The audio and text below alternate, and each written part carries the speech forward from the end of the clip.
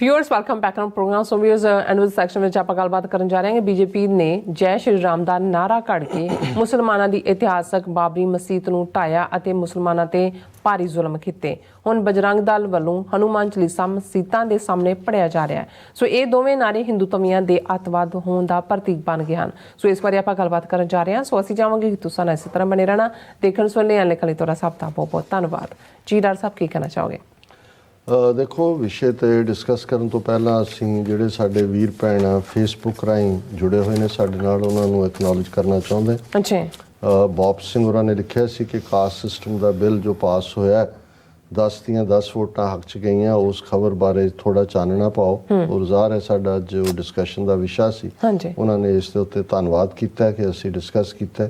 अवतार गिल होरां ने फतेह बुलाई है। और जिवें मैनूं गवर्नर पंजाब रहा जिन्हें नक्सलाइट मुंडे बंगाल च मारे, पंजाब सिख मुंडे मारे, खालिस्तान की लहर मैं उहदा नाम जिहड़ा सिद्धार्थ शंकर रे है SS रे वो लिखदा सी अपने आप नूं।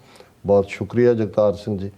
बलवंत सिंह कहते ने क्षमा रोशन है, क्षमा रोशन रहेगी। बहुत शुक्रिया, तुसीं इस क्षमा दे विच तेल पाउंदे रहो तो जरूर रब चाहेगा ये रोशन रहेगी। दविंदर संधू, अर्जन सिंह, हरमिंदर सिंह, जगदीप सिंह संधू और लखवीर सिंह जिहदे च उन्होंने सारे व्यूअर्स नूं तुहानूं भी सब नूं सारे वीरां ने फतेह बुलाई है। सोहन सिंह माहल उन्होंने भी फतेह बुलाई है। और हरमिंदर सिंह, जसबीर सिंह, दीप सिंह ਅਸੀਂ ਸਭ ਦਾ ਹੀ ਸ਼ੁਕਰੀਆ ਅਦਾ ਕਰਦੇ ਹਾਂ।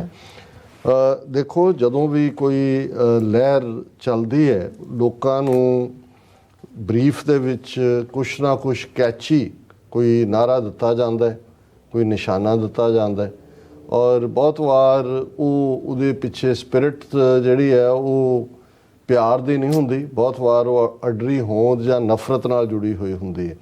वैसे जो असी ग्रीटिंग की गल करते हैं ज़ाहिर है जो दो सिख आपस मिलते हैं वाहिगुरू जी का खालसा वाहिगुरू जी की फतेह कहते हैं। दो मुसलमान मिलते हैं अस्सलाम वालेकुम वालेकुम सलाम जवाब दे विच हुंदा है। हिंदुआं दी ग्रीटिंग जिहड़ी है वो राम राम रही है। लेकिन बीजेपी ने जो ये देखा कि बई भारतीय जनसंघ के थल्ले जो भी उन्हां दी संघ दीयां नीतियां सी हिंदुस्तान दीयां जो हेडगेवेयर ने बनाया और गोलवलकर और उन्होंने अगे तोरिया कि वो कोई बहुतियाँ इफैक्टिव नहीं हो रही हैं।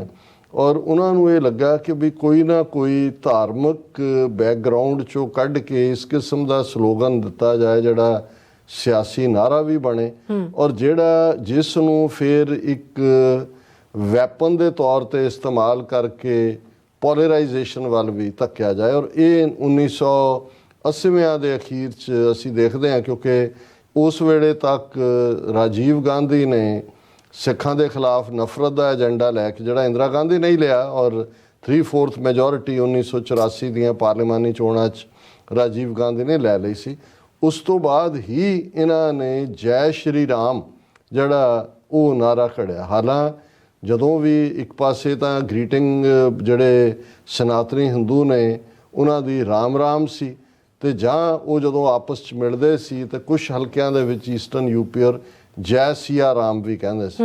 ਹੁਣ ਉਹਦੇ 'ਚ ਸੀਤਾ ਨੂੰ ਵੀ ਨਾਲ ਕਿਉਂਕਿ ਸੀਤਾ ਨੇ ਦੁੱਖ ਸੁੱਖ ਦੇ ਵਿੱਚ ਸਾਥ ਦਿੱਤਾ ਹੈ, ਬਨਵਾਸ ਦੇ ਵਿੱਚ ਵੀ ਰਹੀ ਕਿ ਵਿਕਟਰੀ ਸੀਤਾ ਤੇ ਰਾਮ ਨੂੰ।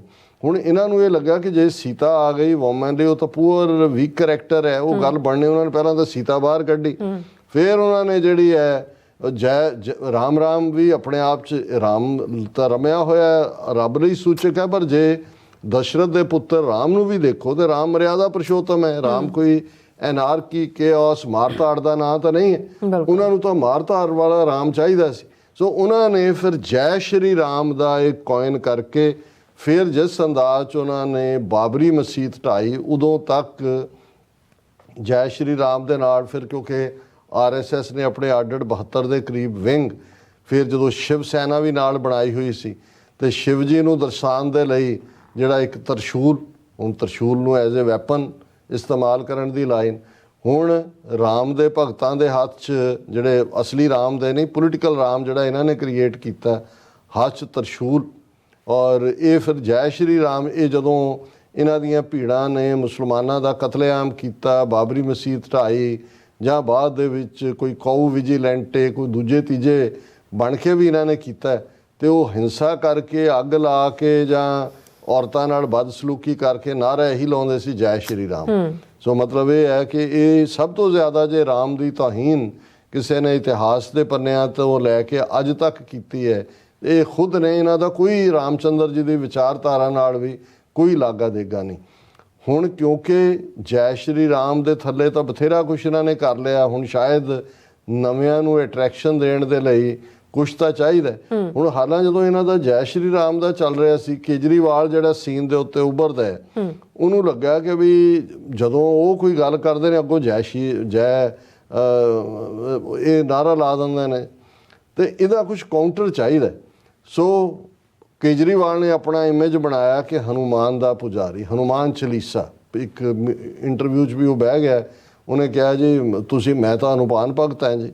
ਔਰ ਪੇਪਰ ਵੀ ਜਦੋਂ ਫਾਈਲ ਕਰਨ ਉਹ ਆਪਣੀ ਪਾਰਲੀਮੈਂਟਰੀ ਜਾਂ ਅਸੈਂਬਲੀ ਕਨਸਟੀਚੁਐਂਸੀ 'ਚ ਗਿਆ, ਹਨੂਮਾਨ ਮੰਦਰ, ਹਨੂਮਾਨ ਚਾਲੀਸਾ ਸੁਣਾ ਰਿਹਾ ਪੜ੍ਹ ਕੇ।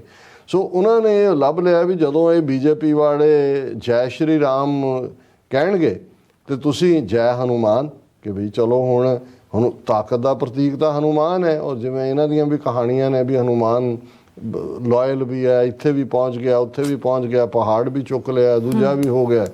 ਹਾਲਾਂਕਿ ਤੁਲਸੀ ਰਾਮਾਇਣ ਲਿਖਣ ਵਾਲੇ ਹੀ ਤੁਲਸੀਦਾਸ ਨੇ 40 ਜਿਹੜੇ ਸ਼ਲੋਕਾਂ ਦੇ ਵਿੱਚ ਉਹ ਹਨੂਮਾਨ ਚਾਲੀਸਾ ਦਾ ਮਤਲਬ ਵੀ 40 ਹੁੰਦਾ, ਉਹ ਲਿਖਿਆ ਹੋਇਆ, ਜਿਹੜਾ ਇੱਕ ਹਨੂਮਾਨ ਬੇਸ਼ੱਕ ਮਾਈਥੋਲੋਜੀਕਲ ਜਾਂ ਸਿੰਬੋਲਿਕ ਇੱਕ ਤਿਆਗ ਵਧਾਏ ਜਿਹੜਾ ਔਰ ਜਿਹੜਾ ਉਹ ਬਹਾਦਰੀ ਔਰ ਲਾਇਲਟੀ ਦਾ ਪ੍ਰਤੀਕ ਹੈ।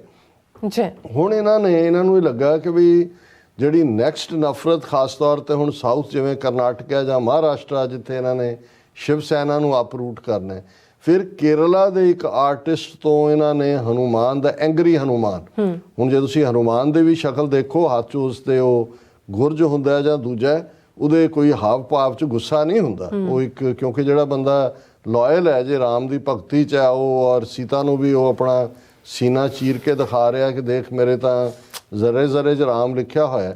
ਸੋ ਉਹ ਵਾਇਲੈਂਟ ਤਾਂ ਨਹੀਂ ਹੈ।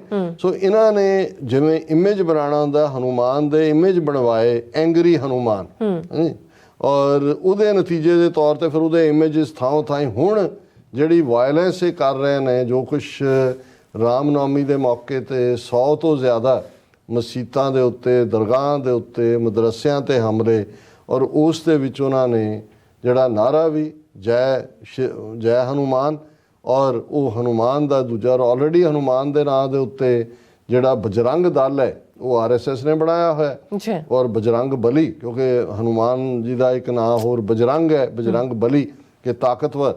ਸੋ ਉਹ ਜਿਹੜੇ ਨੇ ਹੁਣ ਇਹ ਜੈ ਹਨੂਮਾਨ ਸ੍ਰੀ ਹਨੂਮਾਨ ਦੇ ਥੱਲੇ ਉਹਨਾਂ ਨੇ ਉਹ ਵਾਇਲੈਂਸ ਜਿਹੜੀ ਮਹਾਰਾਸ਼ਟਰ 'ਚ ਵੀ ਦੇਖੀ ਗਈ, ਬੰਗਾਲ 'ਚ ਹੁਗਲੀ ਤੋਂ ਲੈ ਕੇ ਦੂਸਰੇ ਤੱਕ ਦੇਖੀ ਗਈ, ਔਰ ਈਵਨ ਜਦੋਂ ਇਹ ਹੁਣ ਕਰਨਾਟਕਾ ਦੇ ਵਿੱਚ ਚੋਣਾਂ ਹੋਣੀਆਂ ਨੇ ਮਈ ਦੇ ਪਹਿਲੇ ਹਫਤੇ ਔਰ ਦੂਜੇ, ਅਮਿਤ ਸ਼ਾਹ ਇੱਕ ਅਸੈਂਬਲੀ ਨੂੰ ਐਡਰੈਸ ਕਰਦਿਆਂ ਕਹਿੰਦਾ ਹੈ ਕਿ ਜੇ ਕਰਨਾਟਕਾ 'ਚ ਕਾਂਗਰਸ ਦੀ ਸਰਕਾਰ ਬਣੀ ਤਾਂ ਫਿਰ ਇੱਥੇ ਰਾਇਟ ਹੋਣਗੇ।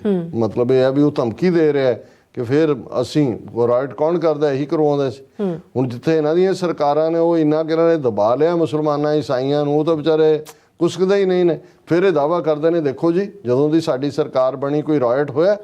ਹੁਣ ਇਹ ਧਮਕੀ ਦੇ ਰਿਹਾ ਵੀ ਇਸ ਪਾਸੇ ਦੂਜੇ ਪਾਸੇ, ਔਰ ਇਸ ਦੇ ਉੱਤੇ ਇੱਕ ਪੂਰੀ ਲਿਖਤ ਜਿਹੜੀ ਸਾਨੂੰ ਬੀਬੀ ਵਿਨੀ ਕੌਰ ਜੀ ਨੇ ਵੀ ਭੇਜੀ, ਔਰ ਇਹ ਫੈਡਰਲ ਐਨਾਲਿਸਿਸ ਜੈ ਸ਼੍ਰੀ ਰਾਮ ਟੂ ਹਨੂਮਾਨ ਚਾਲੀਸਾ, ਇਹ ਪੂਰਾ ਜਿਹੜਾ ਇੱਕ ਇਸ ਦੇ ਉੱਤੇ ਲਿਖਤ ਹੈ ਹਿਮਾਂਸ਼ੂ ਜੋਸ਼ੀ ਦੀ। ਸੋ ਮੈਂ ਉਸ ਦਾ ਜਿਹੜਾ ਜਿਸਟ ਹੈ ਉਹ ਡਿਸਕਸ ਕਰ ਦਿੱਤਾ ਹੈ।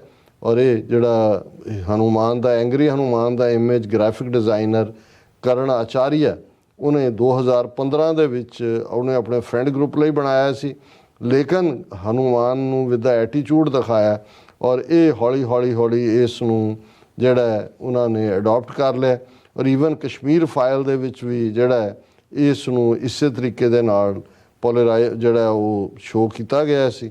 ਹੁਣ ਇਹ ਜਿਹੜਾ ਹਨੂਮਾਨ ਵਿਚਾਰਾ ਉਹ ਇਹਨਾਂ ਦੀ ਵਾਇਲੈਂਸ ਦਾ ਸ਼ਿਕਾਰ ਹੋਏਗਾ, ਔਰ ਥਾਂ ਥਾਂ ਤੇ ਮੁਸਲਮਾਨਾਂ, ਈਸਾਈਆਂ, ਸਿੱਖਾਂ ਦੇ ਜਿਹੜਾ, ਔਰ ਅੱਜ ਹੀ ਮੈਂ ਤਾਂ ਇਸ ਕਿਸਮ ਦੀ ਮੈਨੂੰ ਦੇਖਣ ਤੋਂ ਹੀ ਗੁਰੇਜ਼ ਹੁੰਦਾ। ਕਿਸੇ ਨੇ ਇੱਕ ਵੀਡੀਓ ਭੇਜੀ ਹੋਈ ਸੀ ਕਿ ਇੱਕ ਹਿੰਦੂ ਤੋਂ ਵੀ ਇਕੱਠ ਦੇ ਵਿੱਚ ਇੱਕ ਹਿੰਦੂ ਕਹਿ ਰਿਹਾ ਕਿ ਜੇ ਤੁਸੀਂ ਇੱਕ ਸਿੱਖ ਲੜਕੀ ਨੂੰ ਫਸਾਓ ਤੇ 7 ਲੱਖ ਦਾ ਇਨਾਮ ਪਾਓ। ਸੋ ਆਉਣ ਵਾਲੇ ਪੀਰੀਅਡ 'ਚ ਅਸੀਂ ਇਹ ਦੇਖਾਂਗੇ ਕਿ ਇਹ ਜਿਹੜਾ ਜੈ ਸ਼੍ਰੀ ਰਾਮ ਟੂ ਹਨੂਮਾਨ ਚਾਲੀਸਾ ਤੱਕ ਦੀ ਲਾਈਨ ਹੈ, ਇਹ ਕਿੱਧਰ ਨੂੰ ਸਾਨੂੰ ਲੈ ਕੇ ਜਾਏਗੀ। ਜੀ ਡਾਕਟਰ ਸਾਹਿਬ, ਤੁਹਾਡਾ ਬਹੁਤ ਬਹੁਤ ਸ਼ੁਕਰੀਆ। ਤੁਸੀਂ ਆਪਣੇ ਵਿਚਾਰ ਸਾਡੇ ਦਰਸ਼ਕਾਂ ਨਾਲ ਸਾਂਝੇ ਕੀਤੇ ਨੇ। ਸੋ ਇਸ ਨਾਲ ਆਪਣੇ ਵਿਊਅਰਸ ਕੋਲ ਲੈਣੇ ਇਜਾਜ਼ਤ। ਵਿਊਅਰਸ, ਸਾਡੇ ਪ੍ਰੋਗਰਾਮ ਦਾ ਸਮਾਂ ਇੱਥੇ ਸਮਾਪਤ ਹੁੰਦਾ ਹੈ। ਤੁਸੀਂ ਆਪਣੀ ਰਾਏ ਤੇ ਸੁਝਾਅ ਸਾਨੂੰ ਭੇਜਣਾ ਭੁੱਲਣਾ ਸਾਡੇ ਇਸ ਪਤੇ ਤੇ sos@tv4.tv ਤੇ ਅਸੀਂ ਆਪਣਾ ਪ੍ਰੋਗਰਾਮ ਲੈ ਕੇ ਫਿਰ ਦੁਬਾਰਾ ਤੁਹਾਡੇ ਸਾਹਮਣੇ ਹੋਵਾਂਗੇ। ਤਦ ਤੱਕ ਲਈ ਮੈਨੂੰ ਤੇ ਆਪਣਾ ਸੁਣਾ ਗਿਆ ਦੋ ਦੇਖਦੇ ਰਹੋ TV4। ਬੁਲਾ ਦਿਓ ਫਤਿਹ।